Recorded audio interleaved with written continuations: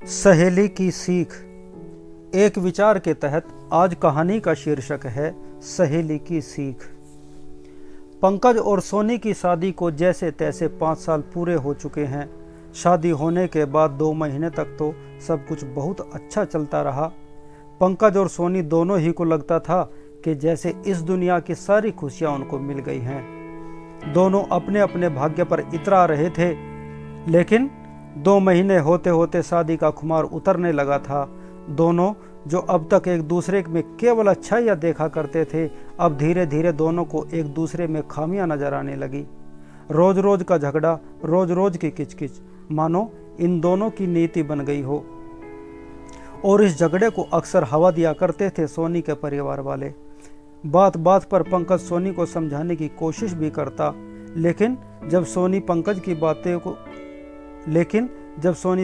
बातों को न समझती और जानबूझकर नज़रअंदाज कर देती थी, तो पंकज सोनी के माता पिता से इसके लिए शिकायत भी करता।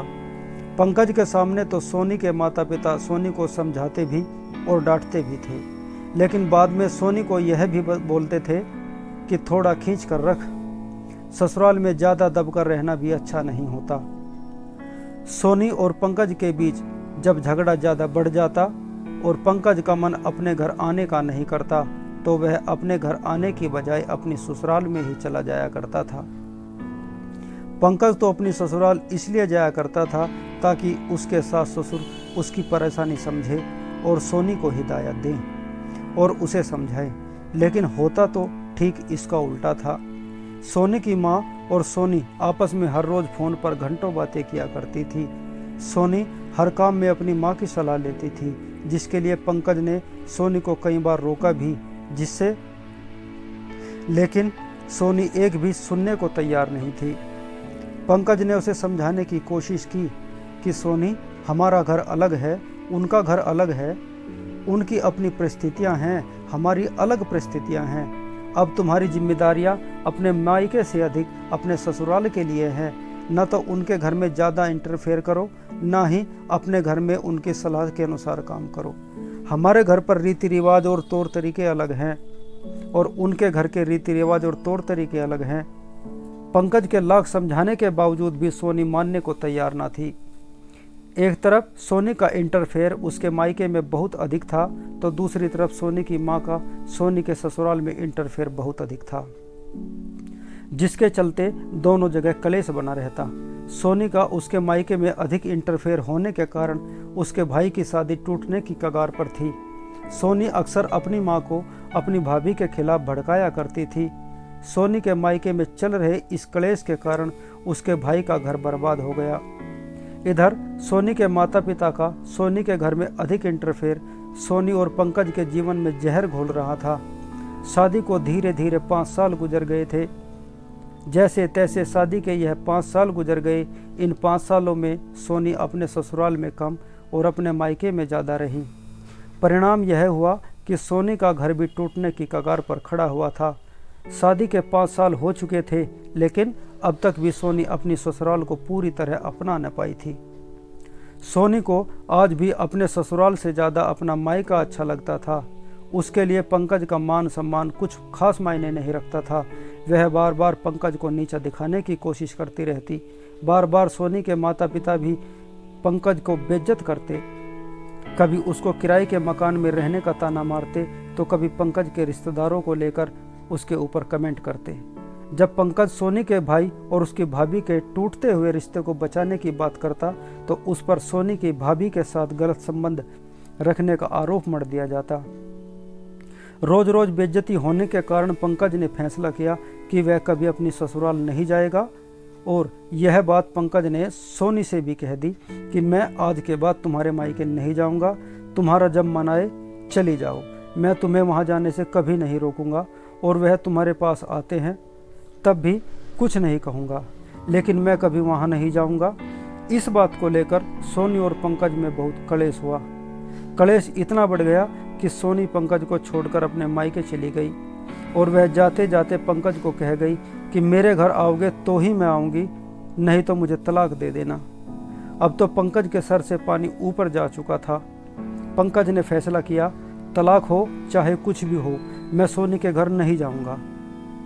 एहसास सोनी को भी था कि वह गलत कर रही है, लेकिन अपनी नौकरी के घमंड और नेगेटिव एटीट्यूड में वह इस तरह पागल हो चुकी थी कि किसी भी कीमत पर पंकज को झुकाना चाहती थी।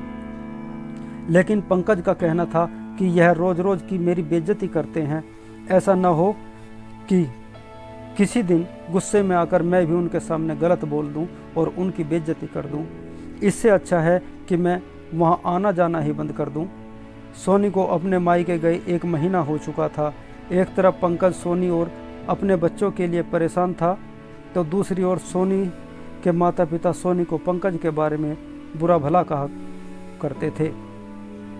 एक दिन सोनी अपनी सहेली रीता के पास जाती है तो वह पाती है कि रीता की लाइफ बहुत अच्छे से कट रही है। वह अपने पति के साथ बहुत खुशी और प्यार से रह रही है। दोनों सहेलियां बैठकर बातें कर रही थी कि सोनी रीता से कहती है, तेरा पति बहुत अच्छा है जो तेरा इतना ख्याल रखता है। एक मेरा पति है जो मेरा बिल्कुल ख्याल नहीं रखता, न मेरे माँ बाप की इज्जत करता है, न ही उसे मेरी कोई परवाह है। इतना कहकर सोनी के आंखों में आंसू आ जाते हैं। सोनी अपनी सारी बातें अपनी फ्रेंड्स रीता से शेयर करती है। सोनी की सारी बातें सुनने के बाद रीता सोनी से कहती है, सोनी तुझे बुरा न लगे तो एक बात कहूँ? हाँ हाँ कहो, क्या कहना चाहती हो? सोनी ने रीता की ओर देखते हुए कहा। रीता सोनी को समझाते हुए कहती है, देख सोनी, कई बार क्या होता है कि हम अपनी ईगो में वह नहीं देख पाते जो हमें देखना चाहिए। कहना क्या चाहती हो? सोनी ने रीता की ओर देखकर अनमने स्वभाव से पूछा।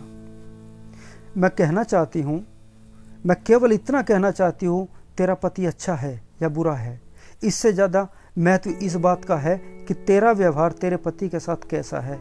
कई बार परिस्थितियाँ इतनी उलझी हुई होती हैं कि हम चाहकर भी सच्चाई को देखना पसंद नहीं करते।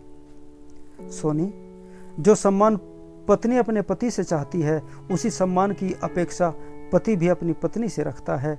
कोई भी पति नहीं चाहता कि उसकी पत्नी उससे ज़्यादा सम्मान किसी का भी करे। तूने अब तक मुझे पंकज की सारी गलतियां गिनवाई, क्या कभी तूने यह भी जानने की कोशिश की कि पंकज को तेरे मम्मी पापा के बारे में जो बोलता है उन बातों में कितनी सच्चाइयाँ हैं? क्या तूने कभी पंकज को समझने की कोशिश की? क्या तूने कभी पंकज का साथ देने की कोशिश की? माना पंकज के सर पर कर्जा बहुत है और वह किराए के मकान में रहता है, तू भी तो नौकरी करती है। क्या तूने कभी पंकज से कहा कि हम दोनों मिलकर सारा कर्जा उतारेंगे और फिर अपना घर लेंगे? वह परेशान है, तुमने उसकी परेशानी में उसका कितना साथ दिया, कभी सोचा सोनी? मैं अपनी सैलरी से उसे 1 पैसा न दूंगी। कर्जा वो करे और उस कर्जे को उतारने के लिए मैं अपनी सैलरी खर्च कर दूं? सोनी ने मुंह बनाकर रीता से कहा। तो फिर तेरी समस्या का कोई समाधान नहीं है सोनी, रीता ने सोनी की ओर देखते हुए कहा। सोनी, मैं तेरी दोस्त हूँ, इसलिए तुझे आईना दिखा रही हूँ। कहीं ना कहीं तेरे भाई का घर खराब करने में तेरा भी हाथ है। यदि तू समय पर अपने माता पिता को समझाती कि भाभी के साथ ऐसा मत करो, तो वह तेरे दबाव में तेरी बात जरूर मानते। और तूने उन्हें समझाना तो दूर, जब पंकज ने उन्हें समझाने की कोशिश की तो तूने पंकज के ऊपर भी अपने भाभी के साथ रिश्ते को लेकर इल्ज़ाम लगाने शुरू कर दिए। अरे, तूने अपने इस अहंकार में पहले अपने भाई का घर खराब कर दिया और अब अपना घर खराब करने पर तुली हुई है। सोनी, शादी होने के बाद हर लड़की की जिम्मेदारी अपने पति और ससुराल के लिए अधिक हो जाती है, ना कि अपने मायके के लिए।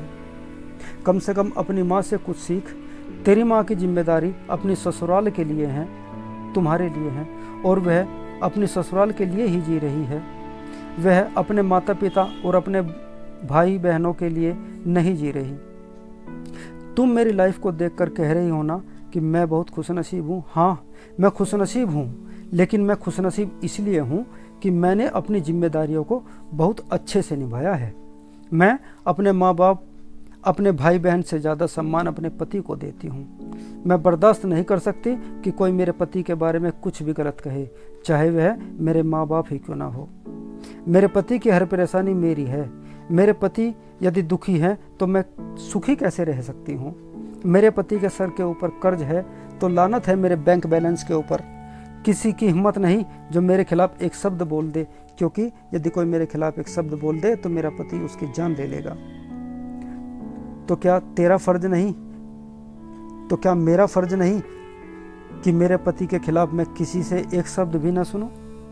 अभी भी वक्त है, अपनी गलतियों को सुधार लो सोनी, नहीं तो तुम्हारे पास पछताने के सिवा कुछ ना रहेगा। हर सिक्के के दो पहलू होते हैं, तो केवल एक पहलू देख रही है, जबकि दूसरा पहलू भी देखना बहुत ज़रूरी होता है। मेरी बहन, तुम्हारे अधिकार क्या हैं, तुम केवल इसी के बारे में सोच रही हो, जबकि अधिकारों से अधिक सोचना जरूरी होता है। मेरे कर्तव्य क्या हैं? रीता की बातें सुनकर सोनी बैठी रह जाती है। उसकी निगाहों के सामने वो सारी घटनाएं आने लगती है जब वह पंकज को तिरस्कृत करती है। सोनी को एहसास हो रहा है कि पंकज ने हमेशा उसके मायके का भला ही चाहा है। काश उस समय मैंने पंकज का साथ दिया होता तो अपने भाई का घर बचा सकती थी। मेरे कारण मेरे भाई का घर बर्बाद हो गया। नहीं नहीं, अब मैं यह गलती नहीं दोहराऊंगी। मैं अपना घर बर्बाद नहीं होने दूंगी। मैं आज ही पंकज के पास चले जाऊंगी। वह भी तो मुझसे बहुत प्यार करता है। पता नहीं मेरे और बच्चों के बगैर किस हाल में होगा। इतना कहकर सोनी खड़ी होकर चल देती है। अरे कहाँ चली? रुक तो सही, मैंने चाय बनाई है, चाय पी ले, रीता ने पीछे से आवाज़ लगाते हुए कहा। नहीं नहीं, अब मैं चाय ना पीऊंगी। मैं जानती हूँ मेरे बिना पंकज का बुरा हाल होगा। मैं जा रही हूँ उसके पास, फिर मिलूंगी रीता। पहले ही मैंने बहुत देर कर दी, कहीं और देर ना हो जाए। मैं जा रही हूँ अपने पंकज के पास। कहानी कैसी लगी दोस्तों? पसंद आई हो तो लाइक, कमेंट, शेयर और सब्सक्राइब जरूर करना। बहुत बहुत धन्यवाद।